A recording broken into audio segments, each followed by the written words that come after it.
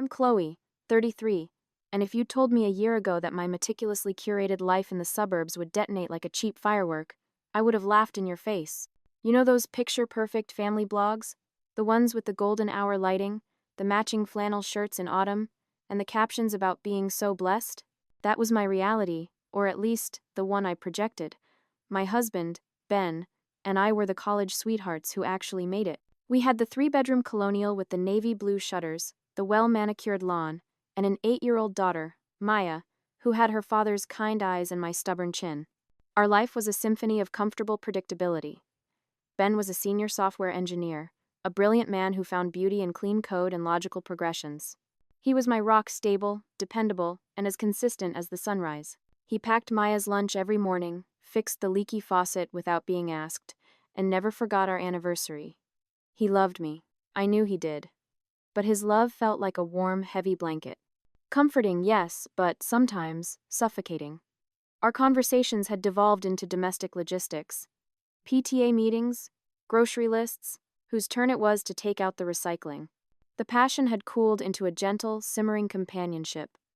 It was a good life. A safe life. And deep down, in a place I refused to acknowledge, I was starting to think that safe was just another word for boring. Then Julian moved back to Chicago.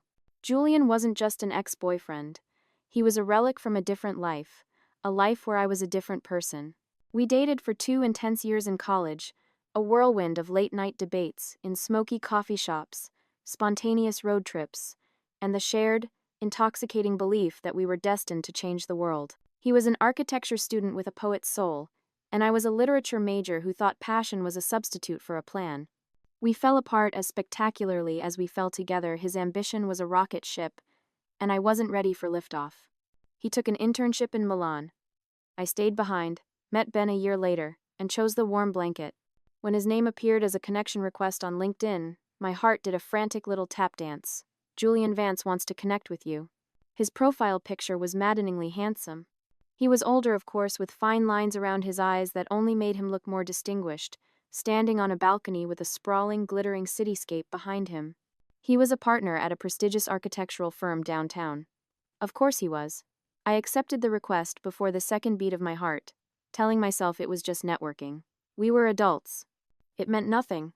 His first message was innocuous. Chloe. Wow, long time. You look fantastic. A family. That's wonderful. Genuinely happy for you. I felt a ridiculous blush creep up my neck. Julian, great to hear from you. Life's been good. You're back in Chicago? Thought you were a permanent citizen of the world. The prodigal son returns, he wrote back, trying to plant some roots. We should grab a coffee and catch up properly. I'd love to meet your husband, too. He must be a great guy. Oh, who says that? What ex-boyfriend actively offers to meet the husband? It was so disarmingly mature. Ben's exes consisted of a woman who still sent him passive-aggressive Christmas cards and another who had blocked us both on social media. Julian was different. He was sophisticated. At first, Ben was a good sport about it. When I told him Julian had reached out, he just shrugged. Oh, the architect guy? Cool. What's he up to? He's a partner at a firm downtown now. He wants to grab coffee, maybe have us both over for dinner when he's settled. Ben looked up from his laptop, a small, unreadable expression on his face. Okay. Sure. The digital friendship blossomed. Julian would leave thoughtful comments on my Instagram posts. On a picture of Maya at her soccer game, he wrote, "She has your fire, Chloe. Ben's a lucky man." On a photo of our anniversary dinner at a local Italian place, he commented, "Great choice. But you have to let me recommend a spot downtown that will change your life." He was weaving himself into the fabric of our lives, thread by careful thread, and I was letting him. I loved the validation. I loved that this brilliant, successful man from my past was looking at my quiet suburban life and seeing something to admire. The first sign of trouble was subtle. I was on the couch one evening, scrolling through Julian's feed photos of him at a gallery opening, sketches of a new skyscraper, a candid shot of him laughing with colleagues at some rooftop bar. I must have smiled. "What's so funny?" Ben asked from his armchair, not looking up from his book. "Oh, nothing. Just Julian. He posted a funny story about his first design project." Ben put his book down. "You talked to him a lot." It wasn't an accusation, just an observation. He's just friendly, Ben. It's nice to reconnect with an old friend. Don't you think it's kind of great that he's so respectful of our marriage? He's always asking about you. Or, Ben said slowly, he's always making sure you're thinking about him. There's a difference. I scoffed, a little too loudly. Oh, please, don't be that guy. You sound insecure. He's just being nice. It's not like he's a threat. He's practically married to his job. That word, insecure, hung in the air between us. It was the first stone I'd thrown, and I saw it land. Ben's jaw tightened, and he picked his book back up. He didn't say another word about it that night, but a tiny, invisible crack had formed in our foundation. I started checking Julian's profile more often. I found myself comparing. Ben was excited about optimizing a piece of server code. Julian was excited about winning a contract to design a new art museum. Ben's idea of a big night out was trying the new craft brewery in town. Julian was posting pictures from a charity gala where he was shaking hands with the mayor. I told myself it was harmless. I had my life, he had his. But the comparisons started to leak out in little poisonous drops. Julian's firm is flying him to Tokyo next month to consult on a project. I'd mention over dinner. That's nice, Ben would say, focused on cutting Maya's chicken. Can you imagine, seeing the world for your job? Sounds exhausting, he'd reply, and I would feel a flash of irritation. Why couldn't he just see the ambition, the excitement? The accidental run-ins began. Julian commented on my Facebook post about needing a better brand of coffee beans, and the next morning, he was standing behind me in line at the exact artisanal coffee shop he'd recommended. Chloe, what a coincidence, he'd said, his smile bright enough to power the entire city block. We ended up talking for 20 minutes, my coffee growing cold in my hand. He asked about my old dreams of writing a novel, and for the first time in years, I felt like that ambitious girl again, not just a wife and a mother. I drove home feeling giddy, electric. When I mentioned it to Ben, his expression was tight. Another coincidence, he said flatly. What is that supposed to mean?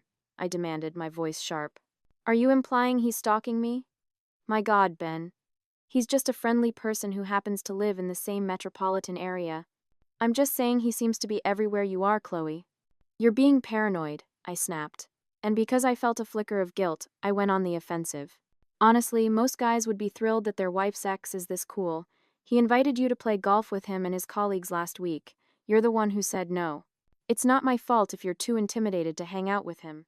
The word intimidated was the second stone. Ben flinched. I wasn't intimidated. I had a deadline. And I don't want to be his friend, Chloe. I want to be your husband. I just rolled my eyes and walked away. The conversation was over. In my mind, I had won. The real drama began when Julian posted on Instagram that he had a spare +1 for a black tie charity gala his firm was sponsoring. I saw it and my heart leaped. This was the world I was missing. The glamour, the importance. I commented something breezy and harmless. Sounds incredible. Hope you find a lucky guest. 2. Later that night, Ben confronted me. He had my phone in his hand, his face pale.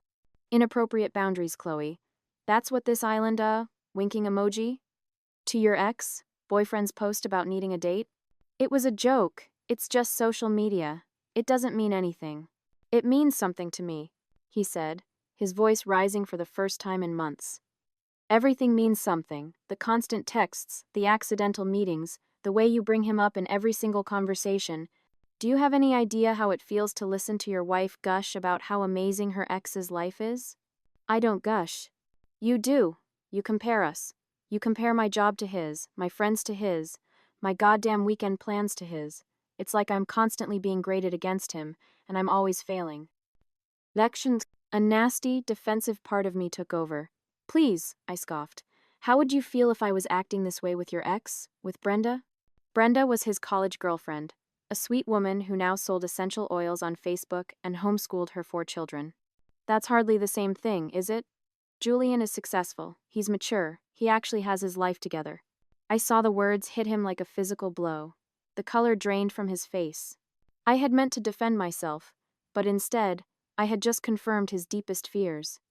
I had said, out loud, that I found him lacking. He didn't say anything. He just put my phone down on the counter and walked out of the room. The silence he left behind was heavier than any argument. But here's the twisted part. I still didn't think I was in the wrong. He was being insecure. His jealousy was the problem, not my friendship. In a sick way, his pain was making Julian look even more appealing. Julian was easy, exciting. Ben was becoming difficult. I complained to my best friend Sarah over wine a few days later. He's making this huge deal out of nothing, I said, swirling the Merlot in my glass. Julian is just being a nice guy. He even invited Ben to join his fantasy football league. It's not my fault, Ben is too threatened to accept. Sarah gave me a long, searching look. The same look I was starting to get from other people. A look of concern mixed with pity. Chloe, are you sure this is about Ben being insecure? Because from where I'm sitting, I cut her off immediately. From where you're sitting, what? I'm the one in the marriage. I chose Ben, didn't I? If he can't handle me having a perfectly normal friendship, then that's his issue to work through, not mine. Looking back, I should have listened. I should have seen the caution in Sarah's eyes, noticed how our mutual friends would suddenly go quiet whenever I'd steer the conversation toward Julian's latest accomplishment. I should have paid attention when Ben started staying later at the office, when he started going to the gym at 6 a.m., when he stopped asking for my opinion on things. He was pulling away, building a fortress around himself, and I was too busy polishing my new, shiny friendship to even notice. I was so convinced I was right that I couldn't see I was losing everything that mattered. The next few months were a slow-motion car crash. Ben became a ghost in our house. He was polite, distant. He co-parented Maya with a detached efficiency, but the warmth was gone. He was channeling all his energy into work and the gym. Meanwhile, I was getting bolder. I posted a Throwback Thursday picture from college, a sun-drenched photo of Julian and me in Italy, laughing, looking young and impossibly glamorous. The caption was a knife. Some friendships just stand the test of time. So glad to have this one back in my life. The likes poured in. Ben didn't react. Not a like, not a comment. Radio silence. Julian, for his part, kept playing the role of the perfect gentleman, which only made Ben's withdrawal seem more childish to me. He'd send Ben these long, earnest texts about wanting to build a real friendship. He'd invite us both to everything, a wine tasting, a gallery opening, a Sunday brunch. Ben always had an excuse. I finally confronted him one night after he'd bailed on a dinner party where Julian would be. I just don't get you, I said, standing in the doorway of his home office. He is making all this effort to be friends with you, and you're acting like a petulant child. Ben swiveled in his chair and looked at me, a strange, unnerving calm in his eyes. Do you ever actually listen to yourself when you talk about him, Chloe? What is that supposed to mean? Last week, at dinner with your parents, you mentioned Julian's name 17 times. I counted. I rolled my eyes so hard I felt a muscle pull. Oh my God, you're counting? That's not controlling and bizarre at all. You compare us constantly, he continued, his voice still level. My job, my clothes, my car. You even said his hands looked like an architect's hands, strong and creative. What does that even mean? Do you think I'm blind, Chloe? Or do you just think I'm stupid? Maybe if you weren't so pathetically insecure. Insecure? He let out a short, bitter laugh. You changed your gym schedule to match his. We're friends. Friends work out together sometimes. You hide your phone screen when I walk into the room. Because you're paranoid. Deckel. He shook his head slowly. I saw your texts, Chloe. My stomach plummeted. For a split second, pure panic seized me. But my defensiveness was a stronger, more practiced muscle. Oh, so now you're spying on me? That's really mature, Ben. This is exactly why Julian is so much more. I caught myself, but it was too late. The words hung in the air, unfinished but understood. Ben's face crumpled. So much more what? He whispered. Successful? Confident? Bigger? I should have stopped. I should have apologized, backtracked, done anything other than what I did. I laughed, a cold, dismissive laugh. And then I said, well, if the shoe fits. He just stared at me for a long moment. Then he stood up, walked past me, grabbed his keys from the hook by the door, and left. I immediately grabbed my phone and posted a vague, self-pitying status on Facebook. Sometimes the hardest thing is dealing with people who can't handle your happiness and strong friendships. Julian liked it within 3 minutes. Ben didn't come home that night. The next morning, my phone buzzed with a notification. It was a picture, posted by Julian. It was a picture of him and Ben, sitting across from each other in a booth at a diner, coffee cups between them. Ben was looking at the camera, a small, tired smile on his face.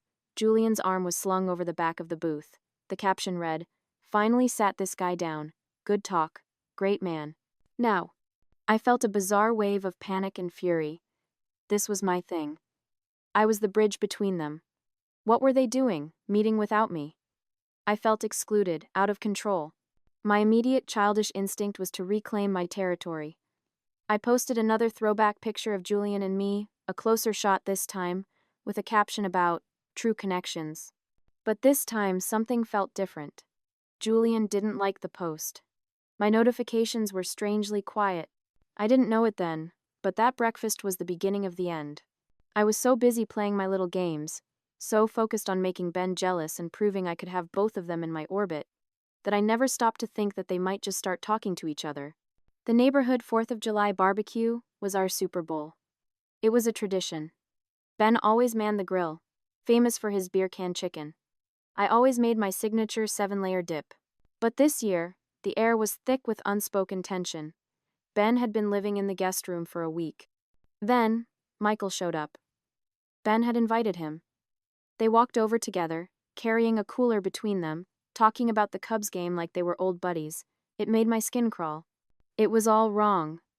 This was my party, my social circle. Julian was my friend. Seeing him and Ben acting like a team felt like a betrayal. After a few glasses of rosé, my neighbor started complaining about running into her ex-husband at the grocery store. I saw my opening, and I pounced. "That's why I just feel so lucky," I announced to the group, my voice a little too loud. "I love how mature Michael and I are about everything. I mean, we're actually friends. It's so refreshing, right, Michael?" The patio fell silent. Ben was staring intently at the label on his beer bottle. Julian, for the first time since I'd known him, looked deeply uncomfortable. That's when Ben spoke, his voice quiet but carrying across the suddenly still yard. "Yeah," he said, looking right at me. "It's especially easy when you're still in love with them." The plastic wine glass nearly slipped from my fingers. The air crackled. "Excuse me?" "You heard me," he said, his voice steady now, his eyes locking onto mine. "We all see it, Chloe. Every post, every text, every little comparison. You're not subtle." Something inside me snapped. The weeks of frustration, the simmering resentment, the fury at being called out, it all erupted. If he wanted a scene, I would give him a goddamn masterpiece. "Oh, you really want to do this here? Fine." I spat, my voice dripping with venom. "Let's do this. You want to know what everyone's actually seeing?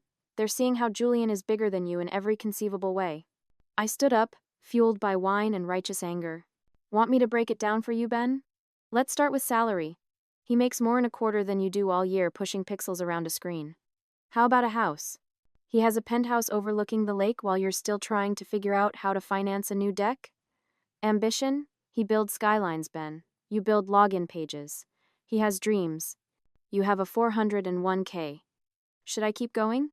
Because, honey, I can go all night about how much bigger and better and more of a man he is than you." Then, the silence was absolute. Our neighbor Karen was discreetly covering her son's ears.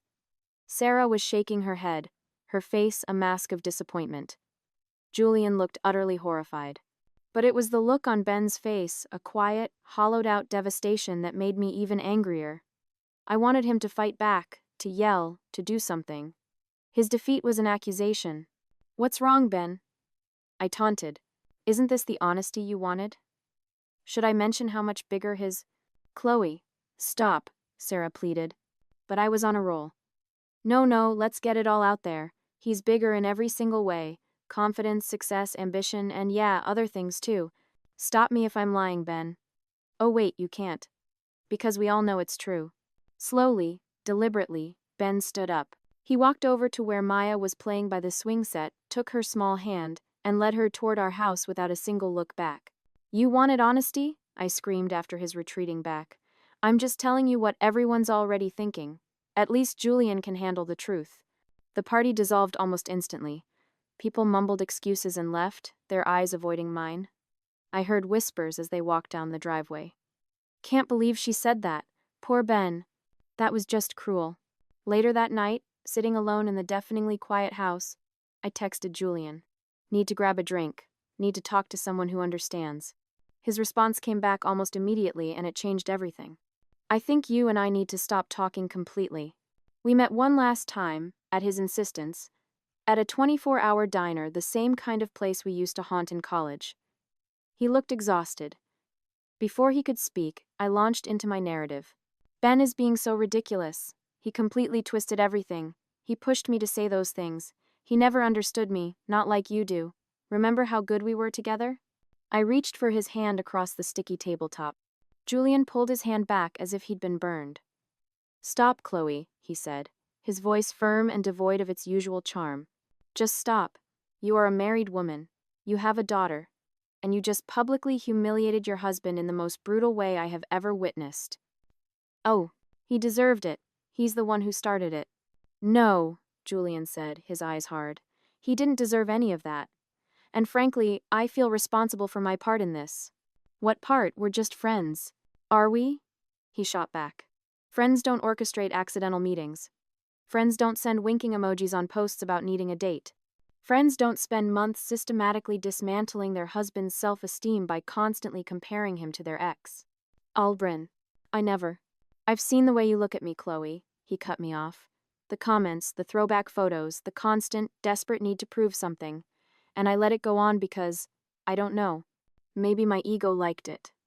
But after seeing what you did to Ben, after that breakfast where he told me how you'd been slowly chipping away at him for a year, I can't be a part of it. I can't be your backup plan, or your ego boost, or your excuse to destroy your family. My chest felt tight. What are you saying? I'm saying you need to fix your marriage. Or don't. But stop using me. Stop using the memory of whatever we were to justify hurting a man who, from what I can see, actually loves you. He stood up, dropping a 20 on the table for his untouched coffee. He paused by the door. Try being happy with the life you chose, Chloe, instead of burning it to the ground to prove a point. And then he was gone. Everything unraveled with terrifying speed. Ben filed for divorce. My vicious monologue at the barbecue became Exhibit A in his petition. Half the neighborhood wrote statements on his behalf. The time-stamped text to Julian, which my lawyer called evidence of an emotional affair, didn't help. I thought I would at least get the house. I was wrong. The judge awarded it to Ben, deeming him the more stable parent and awarding him primary custody of Maya. I was given supervised weekend visits. Supervised. Like I was a danger to my own child. The woman who packed her lunch and kissed her goodnight for 8 years was now a threat. I ended up in a sterile 2-bedroom apartment across town, the kind with beige walls and cheap carpets. The child support I received barely covered my rent and groceries. Meanwhile, Ben thrived. It was the cruelest irony. Freed from the weight of my constant judgment, he flourished. He got a major promotion at work. He sold our colonial and bought a beautiful modern house in a better school district. And he started dating. A woman named Claire, a warm, smiling landscape architect who, according to Maya, made the best blueberry pancakes and wasn't afraid of worms in the garden. Daddy laughs a lot more now, Mommy, Maya told me one Sunday, and the words were like a shard of glass in my gut. Julian kept a polite, professional distance. We'd nod curtly at school events. He started dating a gorgeous pharmaceutical rep he'd apparently met through a rock-climbing gym. They were one of those nauseatingly fit couples. I heard through Sarah that he'd told a mutual friend. Chloe taught me a valuable lesson about boundaries. I was glad I could be his cautionary tale. My own social life evaporated. Sarah told me point blank, "You chose chaos, Chloe. You chose to be cruel, and you lost everything. You need help." My own mother, after hearing Ben's side of the story, told me he was a saint, and how lucky Maya was to have a stable influence like Claire in her life. My therapist, a woman the court strongly recommended I see, keeps talking about patterns of behavior and narcissistic tendencies. But they don't get it. None of them do. I pushed Ben to become better. All those comparisons, all that pressure, it worked. That blow-up at the barbecue finally forced him to stand up for himself. If he had been this version of himself all along, confident, ambitious, unwilling to take my crap, I never would have needed to look back at what I had with Julian. I made him the man that Claire now gets to enjoy. I saw them last week at Maya's parent-teacher conference. Ben and Claire. They looked like a magazine ad. He'd lost the 10 pounds he'd always complained about, his hair was stylishly cut, and he was wearing a tailored blazer that made his shoulders look broader. He seemed to take up more space in the world now. He looked at me without a trace of fear or resentment, just a kind of sad pity. And Claire, she smiled at me. A genuine, friendly smile. The smile of a woman who isn't the least bit threatened. And me? I'm still the woman who goes home to an empty apartment and scrolls through both their Instagram profiles at 2 in the morning, a spectator to the happy lives I helped create and then was banished from. My last 3 dates all ghosted me after a quick Google search. Apparently, my barbecue performance is now a local legend in our town's mom groups.